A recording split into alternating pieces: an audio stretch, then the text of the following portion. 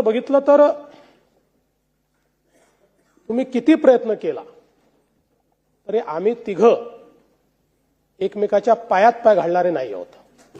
एकमेकाच्या हातात हात घालून राज्यकारभार आम्ही चालवणार आहोत. आता काय आहे की मी त्या दिवशी सांगितलं, दादा एकदम दरडावून बोलतात, त्याच्यामुळे त्यांच्या वाटी फारसं कोणी जात नाही. आम्ही दोघं आपले मवाळ, मी आणि शिंदे साहेब, म्हणजे सगळ्यांना आपलं घेऊन लेकरवाळे चालत असतो आम्ही.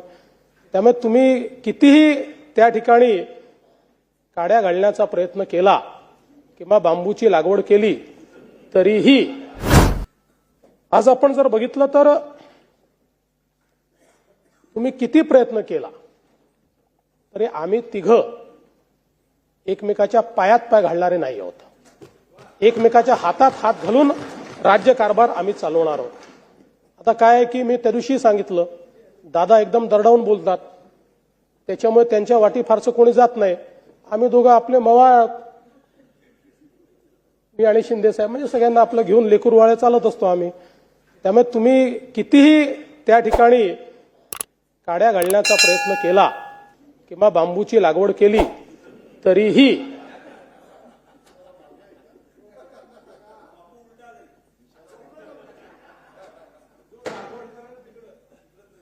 खरं तर मला असं वाटतं की या ठिकाणी एक अजून मला प्रश्न विचारायचा आहे की आव्हाड साहेबांचं भाषण ऐकलं, अनेकांचं भाषण ऐकलं, दंगे करणारे आणि बलात्कार करणारे यांचा एवढा पुळका का? इतकी छाती काय पडवायची? ठीक आहे, अक्षय शिंदेचं एन्काउंटर नसतं झालं, बरं झालं असतं, कायद्याने फाशी झाली असती. पण असं छाती बडवणं चाललेलं आहे जसं काय तो अक्षय शिंदे कोणीतरी स्वतंत्रता सेनानीच होता. रोज तेच, एवढं दुःख. दंगे करणारे, दंगेखोर आणि बलात्कारी यांना कायद्याने शिक्षा झाली पाहिजे. पण त्यांच्याबद्दल जर कोणाच्या मनामध्ये संवेदना तयार होत असेल तर मात्र ते योग्य नाहीये. त्या संदर्भात काही लोकांची मनं ही तपासूनच पाहावी लागतील. आणि म्हणून या सगळ्या चर्चा ऐकल्यानंतर नानाभाऊ, मला असं वाटतं, आप इतना भी गरज गरज कर न बरसो, आप इतना भी गरज गरज कर न बरसो कि मैं आंधी तूफान या सैलाब बन जाऊं. खैर, मुझमें तो अभी साख बाकी है.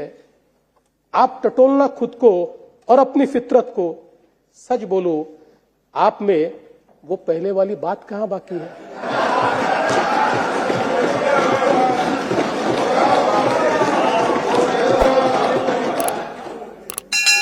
कायदा सुव्यवस्था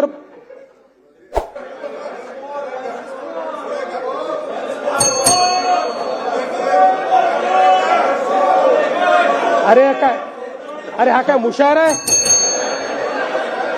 चाललं काय आहे?